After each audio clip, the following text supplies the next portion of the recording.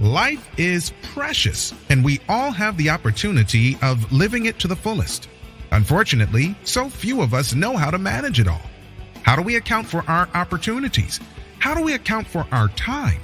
How do we account for our relationships, health, spirituality, homes, finances, influence, and careers? How do we account for the one life we have to live?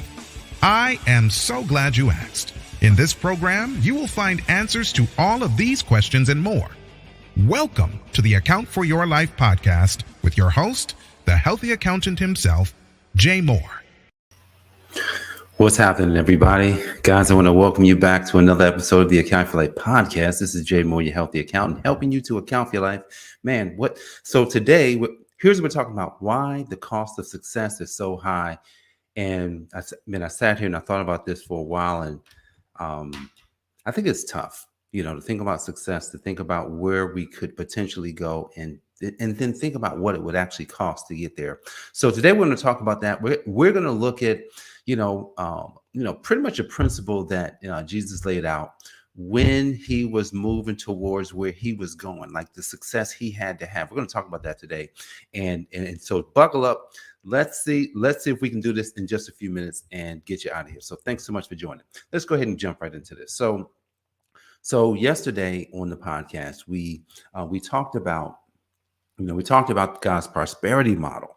If you didn't catch that, you got to go and catch God's prosperity model. I think that's a really good podcast. I'm not just being biased. Go check it out. And really take some notes as to how God works. Now, success is guaranteed when you follow God's prosperity model. And here's the thing: where we left off yesterday, we didn't actually get to really kind of like the hard part.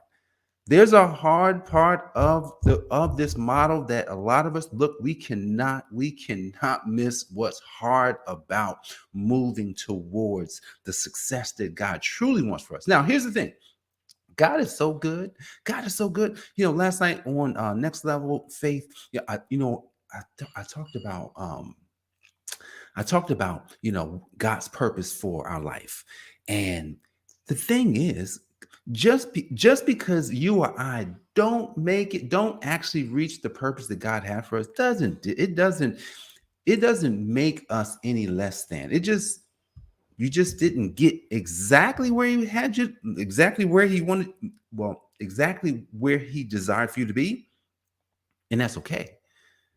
What I've discovered in reading this thing called the Word, the Bible, is that man, when God has something that a huge assignment for us, when he has a huge assignment for us, then what happens is, now he paves the way, he makes it so that it can happen. But there's going to be major challenges. Now, I was reading in Matthew 4, I believe, and in Matthew 4, not Matthew 4, I'm sorry. It was Matthew 8, I believe. Let me see. Yeah, Matthew 8.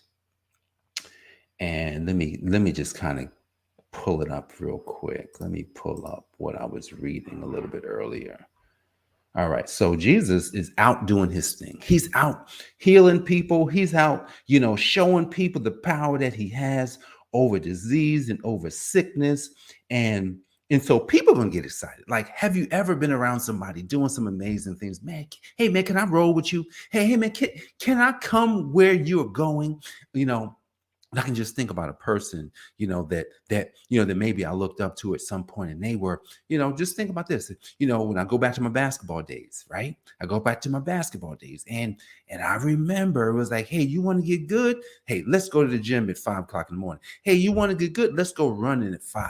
Hey, you want to get good? Let's do some things that you're not used to doing, and let's start doing it right now. And have you ever been in a situation where somebody offered you a better path than you were on, but it was going to be even harder than the path that you was on? Like, think about that. And when you're talking about success, then what that means is, we're not just talking about going to school and getting out of school and being successful at that. No. We're talking about the success of your life. Look, Dr. Miles Monroe, my mentor, he taught me to understand what true success really is. I had to have a mentor. Yes, that's why yesterday's podcast is important. Go back and watch God's prosperity model, because in God's prosperity model, he will call for you to have a mentor. Absolutely. You will have a mentor, because the mentor's ideas has to get in you so that you can be moving like in your own idea, but you're taking the mentor's ideas forward. And that's exactly what Jesus did. So here's the thing. A lot of times we get to the point where we're doing things and we're moving forward and we're saying, yes, yes, yes, I want to go this way. But then here comes the big decision. Here comes the huge decision where, and in Matthew chapter 8, Matthew chapter 8, let's find that verse. Let's find that verse. So a guy comes to him and is super excited, and so we're gonna read from verse 18. It says, "Now when Jesus saw great multitudes about, he gave commandment to depart unto the other side. And a certain scribe said unto him, Master, I will follow thee whithersoever thou goest. And Jesus said unto him, The foxes have holes, the birds have air, have nets, but the Son of Man have not nowhere to lay his head. And another of his disciples said unto him, Lord, suffer me first to go and bury my father. Now, here's where the pain comes. He says, but Jesus said to him, follow me and let the dead bury their dead. Wait a second. How many of us have recently seen and saw that, you had friends, you may have had family, you may have had, just deaths happen that you're like, oh my goodness, I can't believe this happened. And here's the thing. What if like you had to make a decision as to go in the direction of your success over going back and going to the funeral, over going back and preparing for that funeral? Like, I can just imagine, especially like say my bro died back in 2013, anniversary is coming up in a few days next week. And here it is, he dies. And what if I'm like, hey, I can't go to the funeral because of the job that God has placed in my life, I ain't going. Guys, I want that to hit home today. Like, I can't imagine that, because now, I don't know, like this may not necessarily be a literal statement. See, because a lot of times these statements, the Bible is written in such a code that it's not always literal. But if we take it literal today, right now, we're going to take this statement literal. And he's saying, don't worry about going home. Like you can go, but you probably should just come with me right now, because you can always go back, or you can always deal with the fact that you lost your father. Yeah, I don't know, man. I'm gonna be honest here. If my dad died and I was out on the road, like unless I couldn't get back, I wouldn't want to not make the funeral. Like I wouldn't want to, but I've got to pray over that, because I'm sitting here and I'm saying, well, if that's literal, God, are you telling me that if you had me on assignment that I should stay on assignment? That's why the cost of success is higher than sometimes we're willing to pay. Seriously, like, are you willing to pay that kind of cost? Are you willing to disregard things that you would normally do so that you can continue on the path that God's given us? See, today, as I thought about the cost of success, as I was looking at God's prosperity model yesterday and last night, thinking about the purpose in which God has made us and the purpose in which God has on all of our lives, now the question becomes, am I willing to go the distance? Are you willing to go the distance for the assignment that God's given you? I don't know. Like this is a pondering, right? Because when Jesus says, follow me now and let the dead bury their dead, he's saying, don't go home to bury your father today, because the kingdom is here right now. Just think about it.